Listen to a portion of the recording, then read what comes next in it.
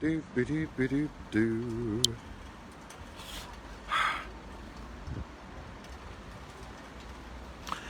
Hello again, ladies and gentlemen, we're back again. It's Stevie T from the Mop Top Tours. That's Liverpool's favourite Beatles tour, coming at you live this afternoon on the John Lennon 80 celebrations, celebrating the 80th birthday of John Lennon, of course, with my old pal Bill Smith of the Quarrymen. Woo, woo. And we are now at the famous strawberry field. And let's just turn you around. We're going to have a little walk, show you around this place. So if you've just joined us this afternoon, we did take you inside the exhibition here a little while ago. So if you did miss that, go back and have a look. I gave you a little, a quick glimpse inside the exhibition, without giving it all away though, because that wouldn't be fair on you or the centre. So go and check that out if you missed that video. And Bill and I have just had a nice cup of coffee and a scone. Is it a scone or a scone? When the scone's gone, it's gone. It was a lovely scone, or scone, whatever you like to call it. Lovely cafe here, if you ever come to Strawberry Field. And we're just going to have a little short walk around the gardens of Strawberry Field. So we're going to show you around here if you haven't seen this before. And it's brightening up again now, ladies and gentlemen. Bit of sunshine trying to break through. The weather's been a little bit patchy this afternoon. Your friend Alan Hoffman, who's watching. Hello, Alan. Yeah. Alan's been following us this afternoon. Hiya, bladderface. And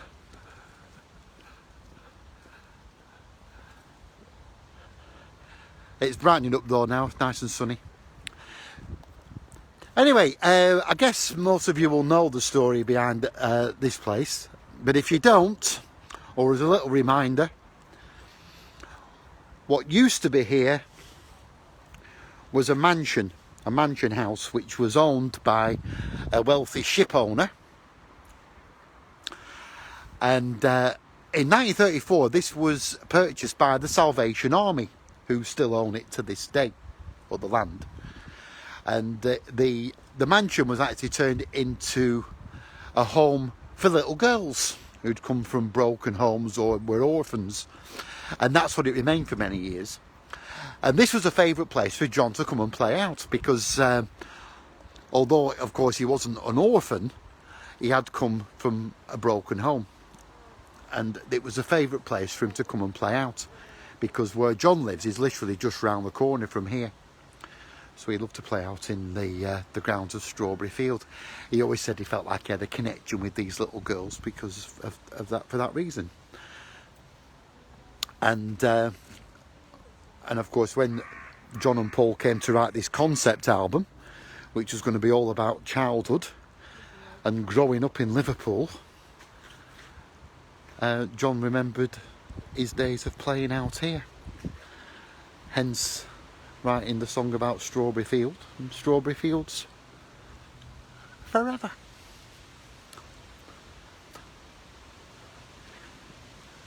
And this is quite a clever thing here. This is a picture of the mansion, of where it would stand. You see, I don't know if you can quite pick that up on the video, but that's what it looked like anyway, back in the day.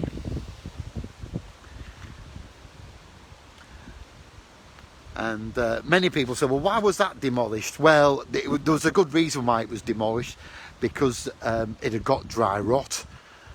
So it was quite a dangerous building, and it had to be demolished for that reason.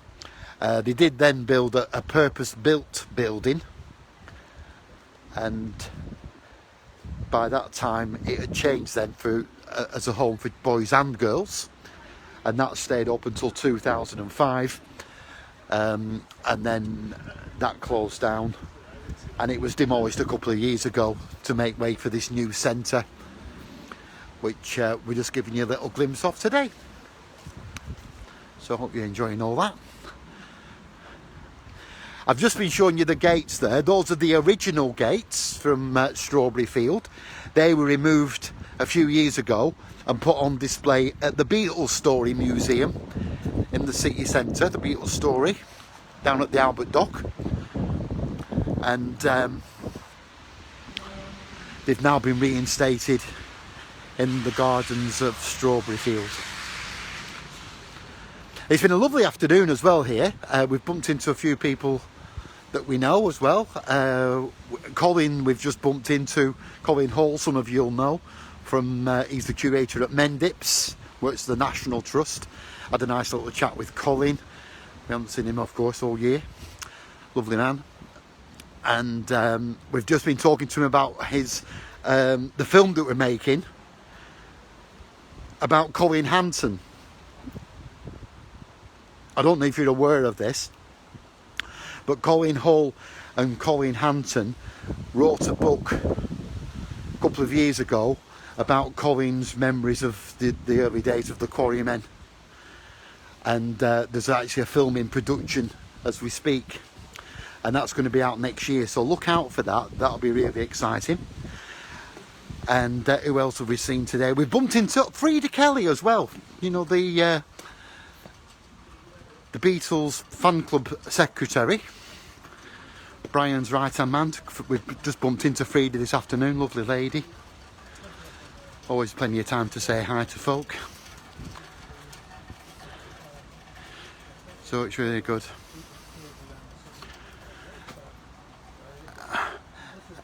Anyway, we're going to make a move in a couple of minutes, and I think we're going to have a little drive round, not far from here, down to John's house. So we'll catch up with you when we get round there. Okay, so I'll see you in a bit.